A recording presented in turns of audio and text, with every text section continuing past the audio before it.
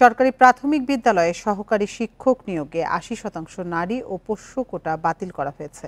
পাশাপাশি নিয়োগের ক্ষেত্রে বয়সসীমা নির্ধারণ করা হয়েছে ৩২ বছর।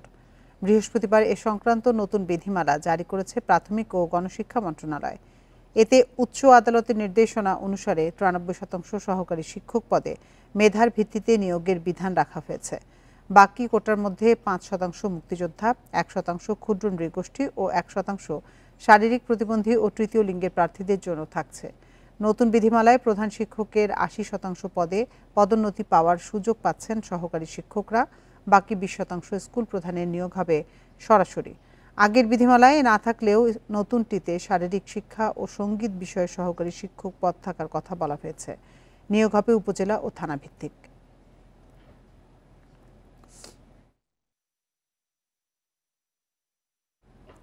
আওয়ামী লীগের ৩ মেয়াদে ২০টি সরকারি মেডিকেল অনুমোদন পেলেও শিক্ষক নিয়োগ হয়নি বললেই চলে। সংকট কাটাতে ৭,৫০০ সুপারনিউমারি পদ সৃষ্টি করছে অন্তর্বর্তী সরকার। তবে চিকিৎসক নেতারা বলছেন এগুলোয় আওয়ামী সমর্থকদের পদোন্নতির সুযোগ বেশি, কারণ বঞ্চিত বহু চিকিৎসক নতুন পদে আবেদন করতে পারবেন না। এজন্য সব সংগঠনের সঙ্গে আলোচনা করে তালিকা করার আহ্বান তাদের। ১৫.৫ বছরের শাসনামলে বিভিন্ন শহরে প্রায় ২০টি সরকারি মেডিকেল কলেজের অনুমোদন দেয় আওয়ামী লীগ সরকার। এসবের বেশিরভাগেরই শিক্ষা কার্যক্রম নিয়ে নানা অভিযোগ ছিল খোদ শিক্ষার্থীদের। দীর্ঘ সময় ধরে অবকাঠামোই ছিল না দু একটি মেডিকেলের। এছাড়া ২০১৩ সালের রেকর্ড ১১টি বেসরকারি মেডিকেল কলেজের অনুমোদন দেওয়া হয়েছিল। শিক্ষক সংকটে এসব মেডিকেলের শিক্ষা কার্যক্রম এখনও স্থবির প্রায়। বিশেষ করে ফরেনসিক মেডিসিন, অ্যানেস্থেশিয়ার মতো বিষয়ে এই সংকট সবচেয়ে বেশি। সমাধান হিসেবে জুনিয়র কনসালটেন্ট, সহকারী, সহযোগী ও অধ্যাপকের সুপারনিউমারি পদ সৃষ্টি করেছে সরকার। একটা বড় আবেদনকারীর সংখ্যা আছে যারা আসলে তারা মনে করছেন যে তারা পদোন্নতির উপযুক্ত, তারা পদোন্নতি নানাবিধ কারণে পান নাই, কিন্তু আমাদের শূন্য পদ নাই। এই যে যারা পদোন্নতি প্রার্থী আছেন কিন্তু শূন্য পদ নাই, তাদের এই আবেদনগুলোকে বিবেচনায় নিয়ে সরকার পদোন্নতির নিয়েছেন। ইনফ্যাক্ট এটার সংখ্যা কিন্তু আসলে ৭,০০০-এর উপরে। পেশাজীবীরা বলছেন ঢালাও পদোন্নতির সুবিধা বাগিয়ে নেবে আওয়ামী লীগ সমর্থক ও সুবিধাভোগীরাই। কারণ ১৫ বছরে বঞ্চিতরা নতুন পদে আবেদনের সুযোগই পাবেন না। যারা বিভিন্ন বৈষম্যের শিকার করে পদোন্নতি দিয়েছে তাদের অবশ্যই সেখান থেকে তাদের কম গুরুত্বপূর্ণ জায়গায় দিতে হবে। আর যারা বঞ্চিত হয়েছে গত ১৫ বছর তাদেরকে প্রমোশন দিয়ে, তাদের পদোন্নতি দিয়ে, তাদের ভূতাপেক্ষা পদোন্নতি দিয়ে তাদের সেই পর্যায়ে এনে তাদের পদায়ন করতে হবে।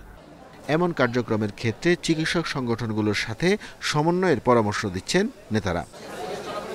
Arafatur Rahman, independent news, Dhaka. হাসপাতালে স্বাস্থ্য পরীক্ষা শেষে বাসায় ফিরেছেন বিএনপি চেয়ারপারসন সাবেক প্রধানমন্ত্রী বেগম খালেদা জিয়া। রাতে এভার কেয়ার হাসপাতালে তার স্বাস্থ্য পরীক্ষা করা হয়। এর আগে সন্ধ্যা ৭টা ৪০ গুলশানের বাসভবন ফিরোজা থেকে রওনা হয়ে রাত ৮টার দিকে এভার কেয়ার হাসপাতালে পৌঁছান তিনি। পরে মেডিকেল বোর্ডের তত্ত্বাবধানে হয় স্বাস্থ্য পরীক্ষা। রাত ১১টা ৪০ দিকে তিনি বাসায় ফেরেন। এভার কেয়ার হাসপাতালে বিশেষজ্ঞ চিকিৎসক অধ্যাপক ডাক্তার শাহাবুদ্দিন তালুকদারের নেতৃত্বে একটি মেডিকেল বোর্ডের অধীনে বাসায় খালেদা জিয়া চিকিৎসাধীন। এর আগে গত ২৩ জুলাই রাতে মেডিকেল বোর্ডের সিদ্ধান্ত অনুযায়ী এভার কেয়ার হাসপাতালে শারীরিক কিছু জরুরি পরীক্ষা নিরীক্ষা করান বেগম খালেদা জিয়া।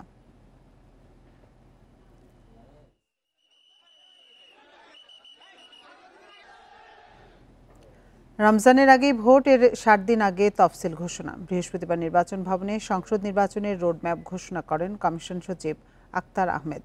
জানান, সেপ্টেম্বরের শেষ সপ্তাহ থেকে অংশীজনদের সঙ্গে সংলাপ। ২০২৬ সালের জানুয়ারির মধ্যে প্রবাসীদের পোস্টাল ভোটের যাবতীয় কার্যক্রম শেষ করবে কমিশন। ২৪টি কর্মপরিকল্পনা নিয়ে জাতীয় নির্বাচনের রোডম্যাপ চূড়ান্ত করেছে নির্বাচন কমিশন। তবে রোডম্যাপ চূড়ান্ত হলেও ভোট গ্রহণ বা তফসিলের তারিখ ঠিক করেনি ইসি। সচিব জানান, জাতীয় সংসদ ছাড়া অন্য কোনো নির্বাচন নিয়ে ভাবছে না ইসি। ভোট গ্রহণের তারিখের ৬০ দিন আগে আমরা তফসিল ঘোষণা করব। এখন ৬০ দিন এটা আমি বলতে পারি, কিন্তু ভোট গ্রহণের তারিখটা তো আমি জানি না। প্রধান উপদেষ্টা মহোদয়ের দপ্তর থেকে যে চিঠিটা দেওয়া হয়েছে, যে অনুরোধ করা হয়েছে, সেটাতে জাতীয় নির্বাচনের কথা বলা হয়েছে। কাজে এর বাইরে কথা বলার এখতিয়ার আমার নেই। চূড়ান্ত ভোটার তালিকা প্রকাশ 30 নভেম্বর, আর রাজনৈতিক দল নিবন্ধন চূড়ান্ত হবে 30 সেপ্টেম্বরের মধ্যে। সংসদীয় আসনের সীমানা চূড়ান্ত করে গেজেট প্রকাশ হবে 15 সেপ্টেম্বর। এছাড়া এবারই প্রথম ভোট দেওয়ার সুযোগ পাচ্ছেন প্রবাসীরা। যখন অংশীজনদের সাথে আমরা আলোচনা হবে তখন তাদের যদি কোনো মতামত থাকে আমাদের নিশ্চয়ই বলবেন, এবং আমি তো বলেছি যে এটার সাথে সংযোজন হতে পারে, বিয়োজন হওয়ার কোনো সুযোগ নেই। Existing law and order situation এটা স্বরাষ্ট্র মন্ত্রণালয়ের বিষয়। আমাদের বিষয়টা হচ্ছে যে নির্বাচন সংক্রান্ত কার্যক্রমগুলো এগিয়ে নিয়ে যাওয়া। এছাড়াও গুরুত্বপূর্ণ বেশ কিছু আইন 30 সেপ্টেম্বরের মধ্যে শেষ করার আশা করছে ইসি। 29 আগস্ট থেকে ভোট গ্রহণের 4 থেকে 5 দিন আগে পর্যন্ত যাবতীয় নির্বাচনী প্রশিক্ষণ শেষ করবে ইসি। আমি কি জানি আগামী 1 ঘন্টা পরে আমার জীবনে কি দুর্ঘটনা ঘটবে না? প্রত্যেকটা জিনিসই চ্যালেঞ্জের, এবং প্রত্যেকটা জিনিসকে মোকাবেলা করার জন্য মানসিক প্রস্তুতি থাকতে হবে। এটাই হচ্ছে দৃঢ়তা। 15 নভেম্বর ত্রয়োদশ সংসদ নির্বাচনের বাজেট চূড়ান্ত হবে। নির্বাচনের ম্যানুয়াল, নির্দেশিকা, পোস্টার মুদ্রণ একই সময়ের মধ্যে। আইন শৃঙ্খলা পরিস্থিতি নিয়ে প্রথম সভা 25 সেপ্টেম্বর। নির্বাচনী সরঞ্জাম সংগ্রহ ও বিতরণ সম্পন্ন হবে ডিসেম্বরের মধ্যে। সুলতানা জাহান মিতু, ইন্ডিপেন্ডেন্ট নিউজ, ঢাকা। জুলাই সনদ প্রকাশের আগে নির্বাচনের রোডম্যাপ দিয়ে অন্তর্বর্তী সরকার প্রতিশ্রুতি ভঙ্গ করেছে বলে মন্তব্য করেছেন এনসিপির যুগ্ম আহ্বায়ক আরিফুল ইসলাম আদিব। বৃহস্পতিবার সন্ধ্যায় বাংলা মোটর কার্যালয়ে এই মন্তব্য করেন তিনি। বলেন, জুলাই সনদের খসড়া বাস্তবায়ন প্রক্রিয়া সম্পর্কে সুস্পষ্ট রোডম্যাপ না থাকা হতাশাজনক। এ সময় মুখ্য সংগঠক হাসনাত আবদুল্লাহ বলেন, জুলাই পদযাত্রার মধ্য দিয়ে জনগণের মাঝে সুষ্ঠু নির্বাচনের আকাঙ্ক্ষা তৈরি হয়েছে। সে ধারাবাহিকতায় এবার উপজেলা পর্যায়ে বিচার সংস্কার, নতুন সংবিধান, গণপরিষদ নির্বাচন সহ বেশ কয়েকটি দাবিতে নতুন কর্মসূচি দেবে এনসিপি। যদিও জুলাই সনদের খসড়া সনদ বাস্তবায়নের প্রক্রিয়া সম্পর্কে পরিষ্কার কোনো রোডম্যাপ না থাকায় আমাদের হতাশ করেছে। ইতিমধ্যে জুলাই সনদ বাস্তবায়নের জন্য 6টি উপায় ঐকমত্য কমিশন বলেছে, যার মধ্যে আমরা গণপরিষদ নির্বাচন দাবি জানিয়েছি। একটি সুষ্ঠু, নিরপেক্ষ, অবাধ, অন্তর্ভুক্তিমূলক নির্বাচন আয়োজনের জন্য মানুষের যে আকাঙ্ক্ষা তৈরি হয়েছে আমরা সেটি মানুষের মধ্যে দেখতে পেয়েছি। এখন আমরা উপজেলায় পর্যায়ে আমরা আমাদের কার্যক্রম প্রসারিত করতে চাই। দেশের মানুষ অনিশ্চয়তা থেকে বের হতে নির্বাচন চাচ্ছে বলে মন্তব্য করেছেন বিএনপি মহাসচিব মির্জা ফখরুল ইসলাম আলমগীর। বলেন, শুধু রাজনৈতিক দলগুলোই যে নির্বাচন চাচ্ছে তা নয়, সব শ্রেণী পেশার মানুষই দ্রুত সময়ের মধ্যে নির্বাচন চাচ্ছে। বৃহস্পতিবার সাংবাদিকদের সঙ্গে আলাপকালে বিএনপি মহাসচিব এ মন্তব্য করেন। মানুষ এই অনিশ্চয়তা থেকে বেরিয়ে আসার জন্য নির্বাচনটা চাচ্ছে ভীষণভাবে। সব ধরনের মানুষ, নট অনলি যে আমরা রাজনৈতিক দলগুলো চাচ্ছি, এভরিবডি। আপনার ইভেন পানের দোকানদার থেকে শুরু করে একদম ইন্ডাস্ট্রিয়ালিস্ট পর্যন্ত, they want that this election should be done immediately. 24-এর গণঅভ্যুত্থান তরুণদের উপর প্রত্যাশা বাড়িয়ে দিয়েছে। বিভিন্ন দল তরুণ রাজনৈতিক নেতাদের উপর ভরসা রাখতে চাইছে। বিএনপিও আগামী নির্বাচনে মনোনয়ন দৌড়ে তরুণদের এগিয়ে রাখতে চায়। এক্ষেত্রে ত্যাগী ও মেধাবীদের খুঁজছেন নীতি নির্ধারকরা। মাঠের নেতাদের আশা, যোগ্যদের যথাযথ মূল্যায়ন করবে দল। 1979 সালে তরুণদের মাঝে বাংলাদেশি জাতীয়তাবাদের উন্মেষ ঘটাতে শহীদ প্রেসিডেন্ট জিয়াউর রহমান ছাত্রদল গঠন করেন। 90-এর স্বৈরাচার বিরোধী আন্দোলন থেকে 24-এর গণঅভ্যুত্থান, সব আন্দোলনেই ভূমিকা রাখে এই ছাত্র সংগঠন। রুহুল কবির রিজভী, আমানুল্লাহ আমান, শহীদ উদ্দিন চৌধুরী এনি, নাসির উদ্দিন আহমেদ পিন্টু, আজিজুল বারী হেলালের মতো বহু হেভিওয়েট নেতা উঠে এসেছেন ছাত্রদল থেকে। আগামী নির্বাচনেও ছাত্র রাজনীতি থেকে উঠে আসা নেতাদের মনোনয়ন দৌড়ে এগিয়ে রাখতে চায় বিএনপি। ত্যাগী, গ্রহণযোগ্য ও মেধাবীদের অগ্রাধিকার দেওয়ার কথা জানান তথ্য সম্পাদক আজিজুল বারী হেলাল। জাতীয়তাবাদী ছাত্র দলের থেকে গড়ে ওঠা নেতৃত্ব সেখানে এবার সংখ্যায় খুবই বেশি থাকবে। বাংলাদেশের পলিটিক্সটা করতে পারবেন, অর্থাৎ জাতীয়তাবাদের রাজনীতিটা করতে পারবেন, সেই বিষয়টা আমরা বেশি প্রায়োরিটি দেব, যে বাংলাদেশকে সে কতটা ধারণ করতে পারলো। এক্ষেত্রে পক্ষপাতিত্ব নয়, জাতীয়তাবাদে বিশ্বাসী নেতাদের যথাযথ মূল্যায়ন করা হবে বলে প্রত্যাশা তরুণ নেতাদের।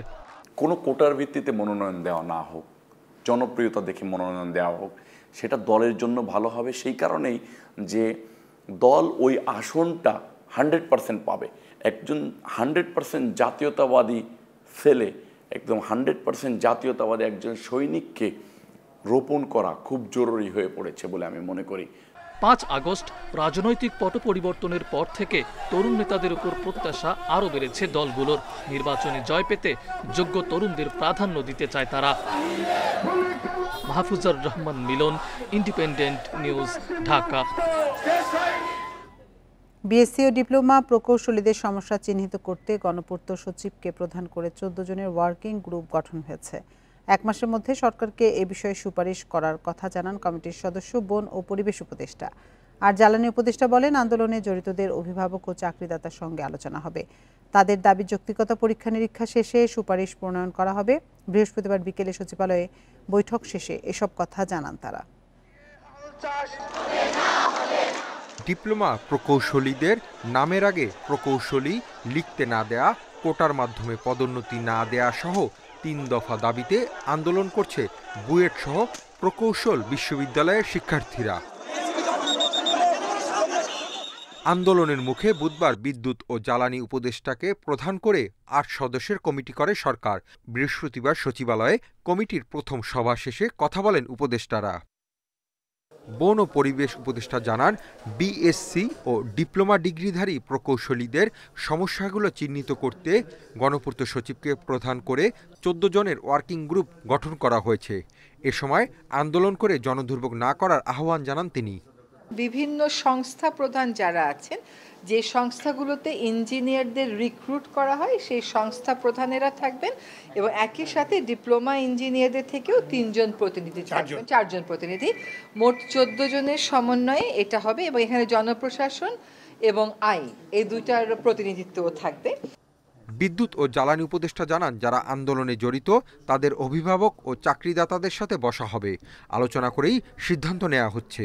আমরা এটা নিরপেক্ষতার সঙ্গে কোনো কারো পক্ষপাতিত্ব না করে আমরা এই সমস্যার একটা ন্যায্য সমাধান করতে চেষ্টা করব এবং আমরা আশা করব যারা এই বিএসসি প্রকৌশলীদের যারা অভিভাবক তারা ইয়েদেরকে তাদের যে তারা ছাত্র কিংবা তাদের ইয়েকে বোঝাবেন, সদ্য পাস করা ইয়েকে, এবং যারা ডিপ্লোমা ইঞ্জিনিয়ার নেতৃত্ব ওনারা যে আছেন ওনারা যে ওনাদেরকে বোঝাবেন।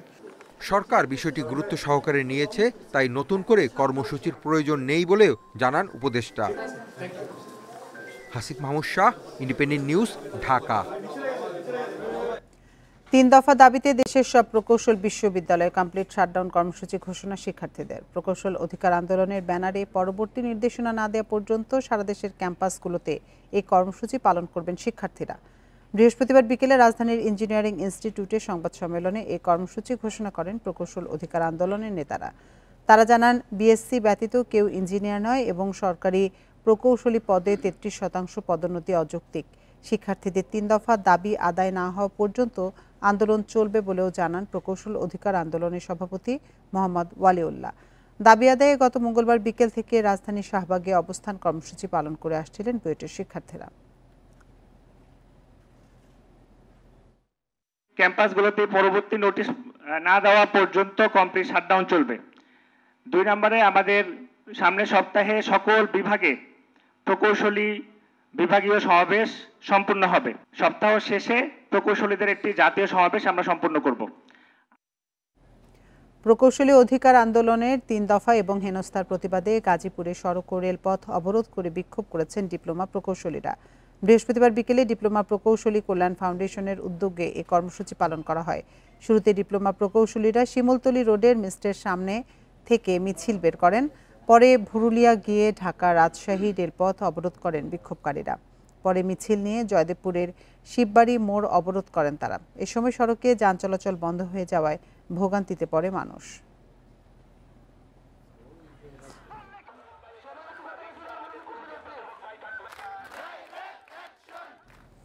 ডাকসু নির্বাচন সামনে রেখে ক্যাম্পাস ভিত্তিক পার্ট টাইম কর্মসংস্থানের ব্যবস্থা, সাইবার সিকিউরিটি নিশ্চিত সহ 10 দফা ইশতেহার ঘোষণা করেছে ছাত্রদল। এদিকে নির্বাচন হওয়া নিয়ে সংশয় প্রকাশ করছে বৈষম্য বিরোধী শিক্ষার্থী সংসদ। তবে কর্তৃপক্ষ বলছে নির্বাচন নির্দিষ্ট সময়ই হবে। ছাত্র সংসদ নির্বাচনকে কেন্দ্র করে জমজমাট ঢাকা বিশ্ববিদ্যালয় ক্যাম্পাস। বৃহস্পতিবার নির্বাচনী ইশতেহার ঘোষণা করেছে ছাত্রদল প্যানেল। ইশতেহারে যানবাহন সংকট দূর করা, সাইবার সিকিউরিটি এবং সাইবার বুলিং প্রতিরোধের ব্যবস্থা নেয়ার প্রতিশ্রুতি দেয়া হয়। এছাড়াও ক্যাম্পাস ভিত্তিক পার্ট টাইম কর্মসংস্থানের ব্যবস্থা করা, শিক্ষার্থীদের আইনি সহায়তার জন্য আইনজীবীদের নিয়ে একটি প্যানেল গঠন করা, প্রাণীবান্ধব ক্যাম্পাস হিসেবে প্রতিষ্ঠা করারও প্রতিশ্রুতি দেয়া হয়। লাঞ্চের পর আসেন কালচার দূর করে ভবনের সার্বিক কার্যক্রম হয়রানিমুক্ত, আধুনিক ও গতিশীল করার লক্ষ্যে সার্টিফিকেট ও ট্রান্সক্রিপ্ট উত্তোলন, নানাবিধ ফি প্রদান সহ যাবতীয় প্রশাসনিক কার্যক্রমকে ধাপে ধাপে ডিজিটালাইজ করা ও ডিজিটাল সার্ভিস সমস্যার জন্য ডিজিটাল সাপোর্ট ডেস্ক তৈরি করা। এদিকে বৈষম্য বিরোধী শিক্ষার্থী সংসদের প্রার্থীরা জানান, আচরণবিধি লঙ্ঘনের অভিযোগ দেয়া হলেও কোনো ব্যবস্থা নেওয়া হয় না। আমরা দেখছি যে অনেকে সেসব বিধিমালা মানছে না, যেমন এটাও সত্য, আবার বিশ্ববিদ্যালয় প্রশাসন তাদের বিরুদ্ধে ব্যবস্থা নিচ্ছে না।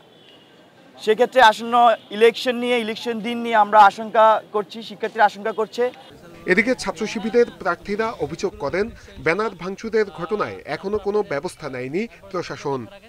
একটা মাল্টিকালচারাল ইনস্টিটিউশন হবে আমাদের ঢাকা বিশ্ববিদ্যালয়।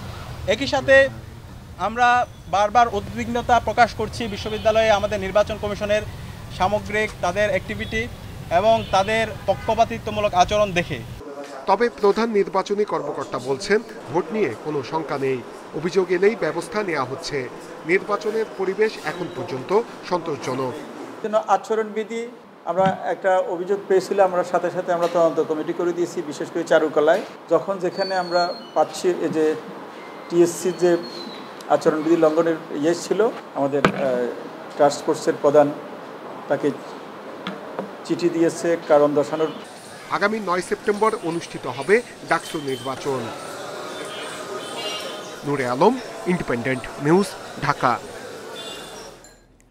সাবেক মন্ত্রী লতিফ সিদ্দিকী, ঢাকা বিশ্ববিদ্যালয়ের অধ্যাপক শেখ হাফিজুর রহমান কার্জন ও সাংবাদিক মঞ্জুরুল আলম পান্নাকে গ্রেপ্তার করেছে ডিবি। তাদের সন্ত্রাস বিরোধী আইনের মামলায় গ্রেপ্তার দেখানো হয়েছে।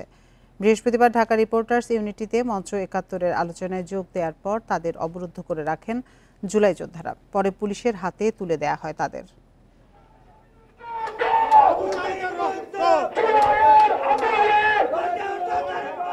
এই হট্টগোল মঞ্চ ৭১-এর আয়োজিত স্বাধীনতা ও সংবিধান নিয়ে এক আলোচনা সভাকে ঘিরে। আওয়ামী লীগের সাবেক মন্ত্রী আব্দুল লতিফ সিদ্দিকীর এই অনুষ্ঠানে যোগ দেয়া নিয়ে এর সূত্রপাত। আলোচনায় আরও যোগ দেন অধ্যাপক হাফিজুর রহমান কার্জন, সাংবাদিক মঞ্জুরুল আলম পান্না সহ অনেকেই। এ সময় লতিফ সিদ্দিকীর বিরুদ্ধে নানা স্লোগান দেন অবরুদ্ধকারীরা। তাদের অভিযোগ, আওয়ামী লীগকে পুনর্বাসন করার চেষ্টা করছেন লতিফ সিদ্দিকী। তবে নিজেকে জুলাই আন্দোলনের একজন সমর্থনকারী হিসেবে দাবি করেন তিনি। উনি কে, উনার পরিচয় কি, উনি কোন ধরনের লোক, এগুলো তো যথেষ্ট আপনাদের জানা আছে। নতুনভাবে এই ফ্যাসিস্টের দূষর খুনি হাসিনার যে দিল্লির প্রেসক্রিপশন এখানে আওয়ামী লীগ পুনর্বাসন করার ঠিকাদারি নিয়েছে, তার ব্যাপারে আমাদের কোনো আপোষ নেই। আমি 16 জুলাই বলেছি এই সরকারের পতন চাই। বৈষম্য বিরোধী আন্দোলন যারা করছে আমি তাদেরকে 100% সমর্থন করি। কিসের মাধ্যমে? বিবিসি শুনে দেখেন। মঞ্চ ৭১-এর আলোচনায় তাদের অবরুদ্ধ রেখে পুলিশে খবর দেয় বিক্ষোভকারীরা। পরে পুলিশ এসে পরিস্থিতি নিয়ন্ত্রণে নেয়। লতিফ সিদ্দিকী, সাংবাদিক মঞ্জুরুল আলম পান্না, অধ্যাপক হাফিজুর রহমান কার্জন সহ বেশ কয়েকজনকে নেওয়া হয় হেফাজতে। আইনি প্রক্রিয়া অনুযায়ী পরবর্তী ব্যবস্থা জানায় পুলিশ। মিটিং করছিল, ওই খবর পেয়ে আমরা আসছি। আপনারা দেখছেন যে এরা মানে জনগণই আমাদের হাতে তুলে দিয়েছে। আমরা এখনো যাই না যে কে আসলে মুক্তিযোদ্ধাকে, আমরা এটা যাচাই বাছাই করবো। যাচাই করে যে লিগাল যে প্রসিডিউর হবে, আইনগত ব্যবস্থা, সেটা আমরা পদক্ষেপ গ্রহণ করব। আওয়ামী লীগ সরকারের মন্ত্রী ছিলেন লতিফ সিদ্দিকী। হজ নিয়ে বিতর্কিত মন্তব্যের জেরে মন্ত্রিত্ব হারান তিনি। বন ইবনে কামাল, ইন্ডিপেন্ডেন্ট নিউজ, ঢাকা। জঙ্গি হামলার আশঙ্কার বিষয়ে পররাষ্ট্র মন্ত্রণালয়কে আনুষ্ঠানিকভাবে কিছু জানায়নি ঢাকায় মার্কিন দূতাবাস, জানিয়েছেন পররাষ্ট্র উপদেষ্টা তৌহিদ হোসেন। বৃহস্পতিবার সন্ধ্যায় নিজের মন্ত্রণালয়ে সাংবাদিকদের প্রশ্নের জবাবে তিনি আরও বলেন, নিরাপত্তার ইস্যুটি বিস্তারিত জানাতে পারবে স্বরাষ্ট্র মন্ত্রণালয়।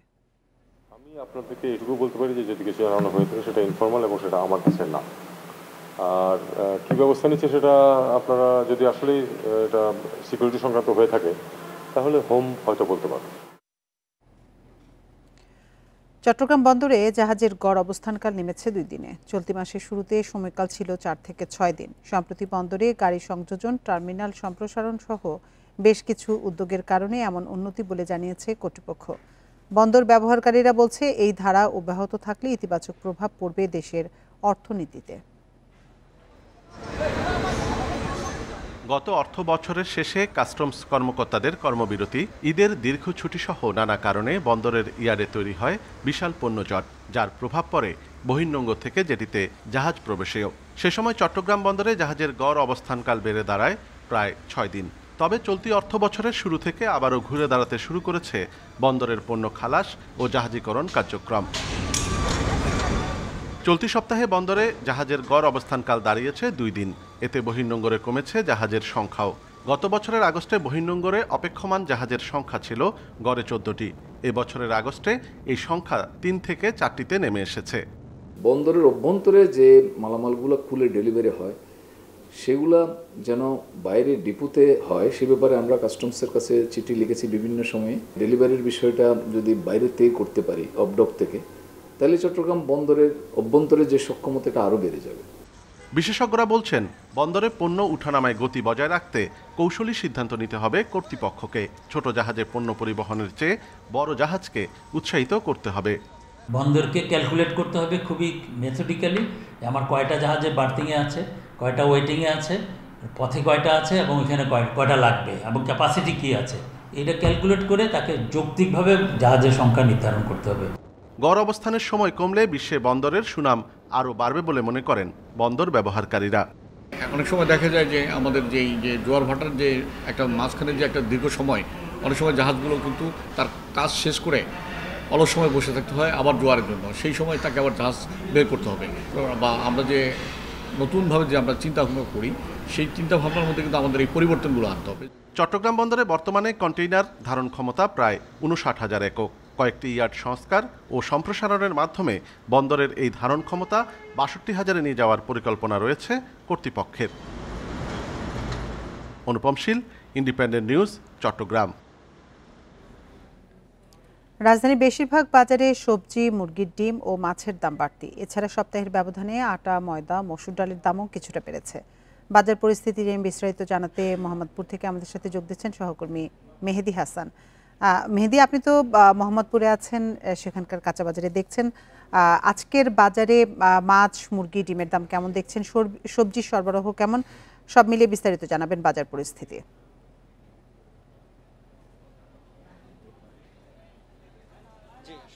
আমরা বাজারে পর্যাপ্ত সবজি সরবরাহ দেখেছি, তবে গত সপ্তাহে যে সবজির দাম আমরা বাড়তি সবজির দাম দেখেছি, আসলে এই সপ্তাহ আসলে বাড়তি দামেই সেই সবজিগুলো বিক্রি হচ্ছে।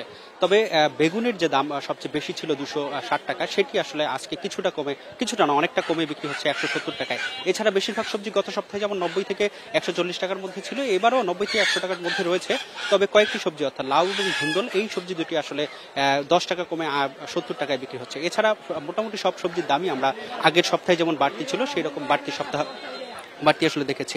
এছাড়া মুরগির দামের ক্ষেত্রে আমরা দেখেছি যে ব্রয়লার মুরগির দাম আসলে গত সপ্তাহে যেমন 180 টাকা ছিল, এই সপ্তাহে 180 টাকা রয়েছে। তবে সোনালী যে মুরগিটি রয়েছে সেই মুরগির দাম আসলে কেজিতে 20 টাকা বেড়েছে, অর্থাৎ 320 টাকায় বিক্রি হচ্ছে।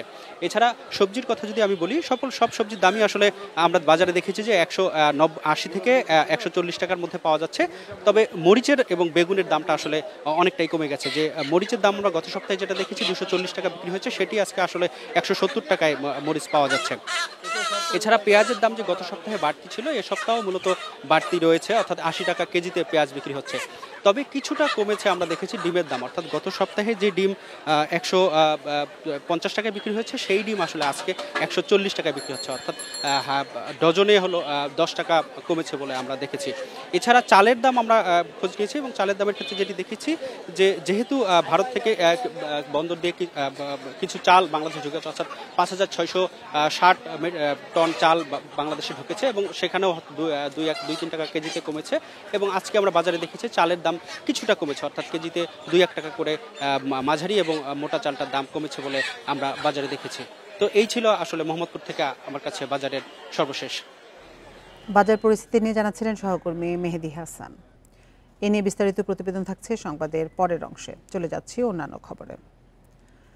সাধারণ ক্রেতাদের সারিতে শৃঙ্খলা বজায় রাখতে ব্যর্থ টিসিবি পণ্য সরবরাহকারীরা। অভিযোগ রয়েছে অনেকে 4 থেকে 5 বার পণ্য নিলেও অনেকে আবার একবারও পাচ্ছে না। ডিলাররা বলছেন অনেকে বিশৃঙ্খলা তৈরি করে বারবার পণ্য কিনছে, সেই সঙ্গে চাহিদার চেয়ে সরবরাহ কম দাবি তাদের।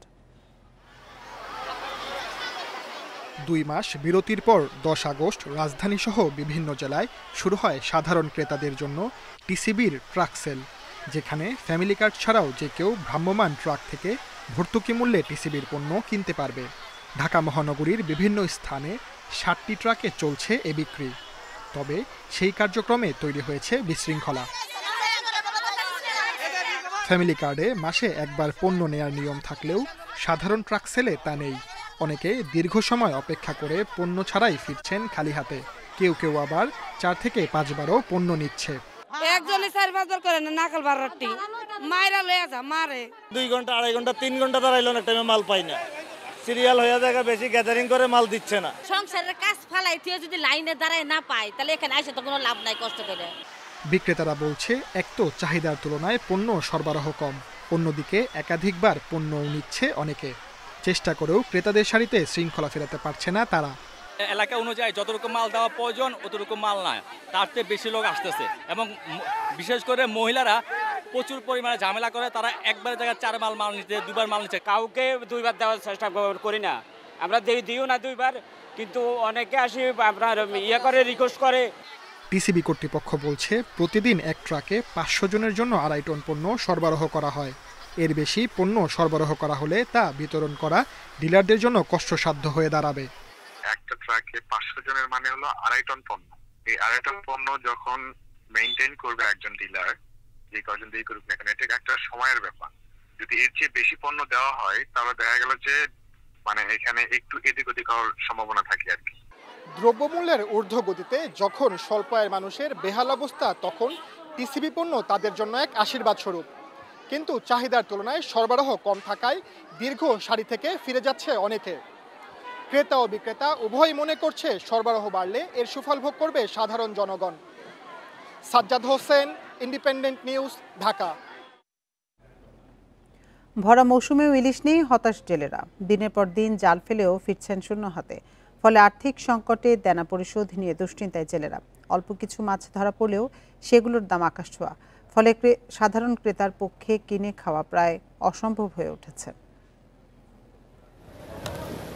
ভরা মৌসুমেও সাগর নদীতে মিলছে না কাঙ্ক্ষিত ইলিশ। নোয়াখালীর মেঘনা নদী ও বঙ্গোপসাগরে ইলিশের দেখা নেই। মাছ না পেয়ে খালি হাতে ফিরছেন জেলেরা। ইলিশ ধরা না পড়ায় ব্যবসায়ী, আড়তদার, শ্রমিক, কর্মচারী সবার মধ্যেই হতাশা। যা ধরা পড়ছে তা দিয়ে জ্বালানি খরচ ও শ্রমিকের মজুরি মেটানোই কষ্টকর। ভরা মৌসুমে এর আগে কখনো ইলিশের এমন আকাল দেখেননি জেলেরা। ক্রেতারাও চড়া দামে ইলিশ না কিনতে পেরে হতাশ। কেনার মতো আমাদের সামর্থ্য নাই। 1 পণ মাছ আগে আসছিল 80,000 টাকা, এখন 3 লক্ষ টাকা মাছের দাম। যে সময়টা সামনের দিকে আছে এই সময় থেকে মাছ হবে কিনা সেটাও আল্লাহ পাকে ভালো জানে। দেশে যে পরিমাণ ইলিশ পাওয়া যায় তার 3 ভাগের 1 ভাগ আসে ভোলা থেকে। কিন্তু এবছর ইলিশ না পাওয়ায় আর্থিক সংকটে জেলেরা। ঋণ পরিশোধ নিয়ে দুশ্চিন্তায় তারা। আমাদের এই সময় নদীতে মাছ থাকে কিন্তু এই বছর নাই। এখন দেখা গেছে সরকারের মাধ্যমে যে অনুদানটা আসে, এই অনুদানটা দেখা গেছে জেলেরা যদি পাইতো তাহলে ভালো হইতো। মৎস্য বিভাগ বলছে সাগরের মুখে শতাধিক ডুবোচর রয়েছে। এজন্য ইলিশ মেঘনার মোহনায় ঢুকতে না পারায় নদীতে মাছের পরিমাণ কম। তবে পানি বাড়লে মাছ পাওয়ার আশা মৎস্য কর্মকর্তাদের। শতাধিক ডুবোচরে এই জায়গাটা কিন্তু ব্লক হয়ে গিয়েছে, যার কারণে কিন্তু যে গভীরতাটা এটা কিন্তু কমেছে। এই কমার কারণে কিন্তু ইলিশ মাছটা উপরের দিকে মাইগ্রেট করতে পারে না। অন্য সময় দেখা যাচ্ছে জুন মাসে মাছটা আসতো, কিন্তু এখন আরো পানি না বাড়লে মাছটা আসতে পারে না। 2024-25 অর্থ বছরে ভোলা জেলায় ইলিশ উৎপাদনের লক্ষ্যমাত্রা ধরা হয়েছে 1,82,000 মেট্রিক টন। সোহেলি জাহান, ইন্ডিপেন্ডেন্ট নিউজ। এনে বিস্তারিত জানাতে লক্ষ্মীপুর থেকে আমাদের সাথে যোগ দিচ্ছেন সহকর্মী আব্বাস হোসেন। আব্বাস, লক্ষ্মীপুরে জেলেদের জালে কি ধরনের ইলিশ মাছ ধরা পড়ছে এবং বাজারে সরবরাহ কেমন, ক্রেতা বিক্রেতারা কি বলছেন?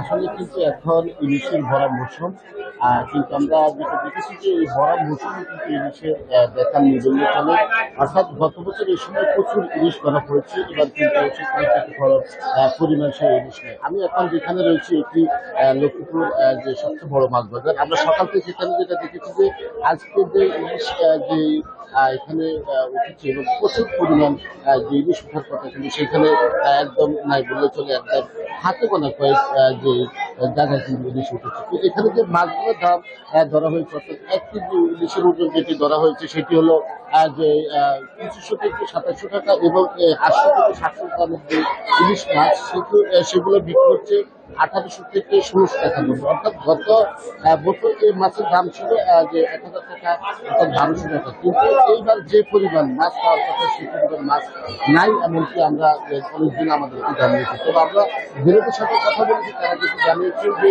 এবার এই যে বিভিন্ন জায়গায় ডুবোচরের কারণে, নদীতে ডুবোচরের কারণে সাগর থেকে মাছ আসতে বাধা সৃষ্টি হওয়ার কারণে মূলত যে লক্ষ্মীপুর যে মেঘনা রয়েছে, অর্থাৎ আলেজাটা থেকে 4 কিলোমিটার 100 কিলোমিটার রয়েছে, সেখানে ইলিশ বাধার কারণে মাছ সাগর থেকে উঠতে পারছে না, বিধে কিন্তু মাছ যে ধরা পড়ছে না, মাছ নাই বললে চলে। তবে আমরা এখানে যে মৎস্য বিভাগের সাথে কথা বলেছি, তারা যেটা জানিয়েছেন যে এবার প্রচুর পরিমাণ বৃষ্টি হয়েছে এবং নদীর পানিও কিন্তু গোলা হয়েছে, অর্থাৎ নদীতে প্রচুর পরিমাণ স্রোত রয়েছে। আগামী কয়েকদিনের মধ্যে যে কাঙ্ক্ষিত ইলিশ পাওয়ার কথা সেটি কিন্তু পাবেন, এমনকি মৎস্য বিভাগ থেকে জানিয়েছেন মৎস্য কর্মকর্তা বেলাল হোসেন। তবে এবার এই যে আমরা লক্ষ্মীপুরে যে 52,000 জেলে রয়েছে, এই জেলেরা কিন্তু তারা নদীতে মাছ শিকার করে তার জীবিকা নির্বাহ করে, আসলে যে কাঙ্ক্ষিত পরিমাণ যে মাছ পাওয়ার কথা সেটি পাচ্ছে না, বিধায় তারা পরিবার নিয়ে তারা অলস সময় কাটছেন এবং অনাহার রয়েছে। পাশাপাশি ধাদনের টাকা নিয়ে তারা দুশ্চিন্তা করেছেন। তবে আগামী কয়েকদিনের মধ্যেই যে মাছ পাওয়ার আশা করছেন সেটা ভেবে বা মৎস্য বিভাগ যারা সংশ্লিষ্ট রয়েছেন তারা। লক্ষ্মীপুর থেকে জানাচ্ছিলেন সহকর্মী আব্বাস হোসেন। আর এই ছিল এখনকার বিরতিহীন সংবাদে। ইন্ডিপেন্ডেন্ট টেলিভিশনের সব খবরের বিস্তারিত জানতে চোখ রাখুন ফেসবুক, ইউটিউব এবং এক্সে। এতক্ষণ সাথে থাকার জন্য ধন্যবাদ সবাইকে।